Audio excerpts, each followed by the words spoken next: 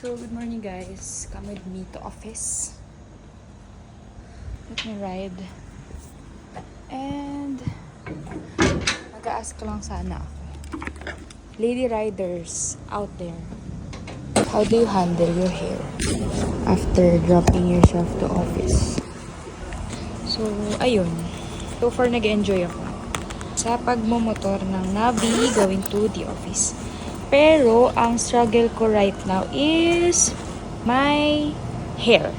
Bumili ako ng portable na hair straightener. Kaso, hindi siya gumagana. So, kahit anong gawin ko, pagdating ko ng office, kahit anong ayos ko, etong maayos kong hair na binlower ko kahit papano, pag alis is super ganun na siya. So, lady riders out there, anong tips nyo paano pagdating ng office?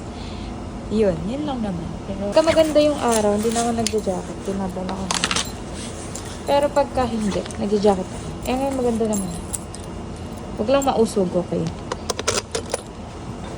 So this is the whole fit. And this is the hair situation. Mamaya, pagdating ko ng office, papakita ko kung ano ang itsura niya at ano yung mabibigay niyong tips para looking fresh pa din after magmotor pa office. So, yun. Pasok ko na ako. Bye-bye!